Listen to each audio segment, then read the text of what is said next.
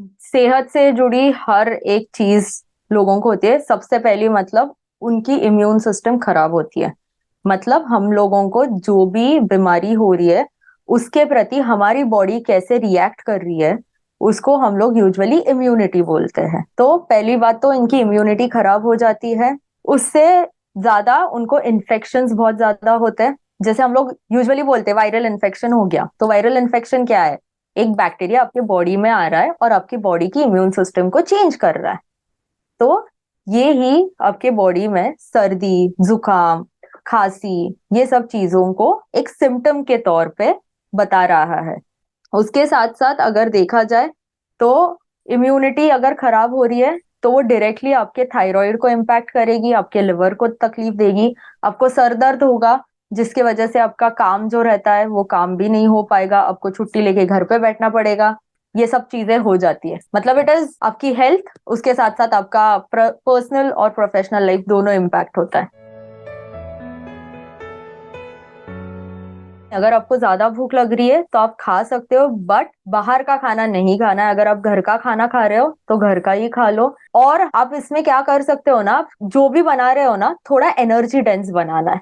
अगर हम लोग बिरयानी बना रहे हैं तो अगर आप वेज वाला बिरयानी बना रहे हो तो आप वो घी में ही बनाओ। उसके साथ साथ आप उसमें पटेटो, जो कि आलू रहता है, आलू डालो, बाकी की सब्जियां डाल दो, जिसके वजह से वो थोड़ा सा एनर्जी डेंस हो जाएगा।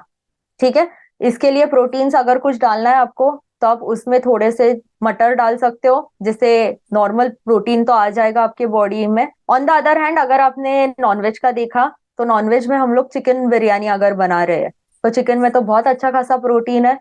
तो आप चिकन बिरयानी खा सकते हो, वो भी घी में ही बनाओ, बट घी में बनाया हुआ टेस्टी भी लगता है और आपके सेहत के लिए भी अच्छा होता है ठंडियों में। तो ऐसे करके आप बना सकते हो। और अगर आपको सब्जियां नहीं डालनी है तो यूजुअली दाल खिचड़ी भी अगर आप बना रहे हो तो दाल खिचड़ी कैसे बना सकते हो?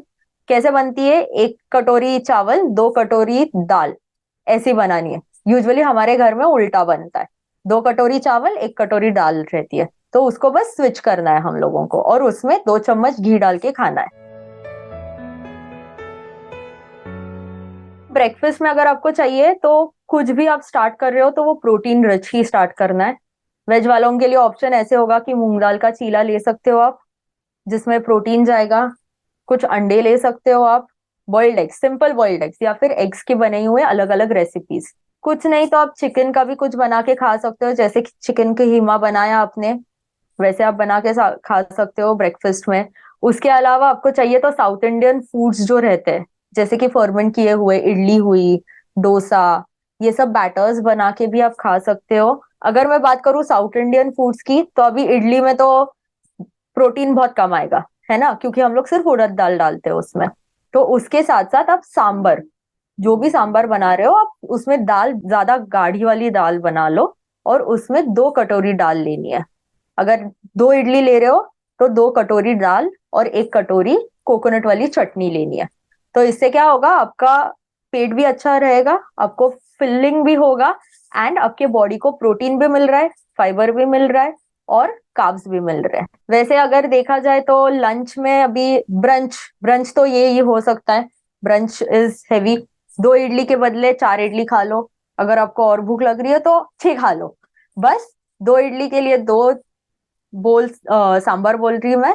तो उस हिसाब से आपको सांबर का भी पोर्शन बढ़ाना है, सिर्फ ऐसे डिप करके नहीं खाना है वो। उसके साथ साथ अगर आप लंच देखा जाए, लंच में आप पूरा होल मील लेना। अगर आपको लग रहा है कि बहुत ही ठंड लग रही है या फिर मुझे कुछ गर्म पीना है तो आप काढ़ा भी इनकॉर्पोरेट कर सकते हो, जिसमें हर्बल काढ़ा रहता है, जैसे लेमन ग्रास हो गया, देन तुलसी का काढ़ा बनता है। तो आप ये सब चीजें ले सकते हो। उसके साथ साथ आपको चाहिए तो सूप्स भी पी सकते हो आप। सूप्स में क्या पियोगे? सबसे पहले तो पाया सूप जो बोला जाता है, मैं तो बोलूंगी विंटर्स में आप पाया सूप आराम से पियो।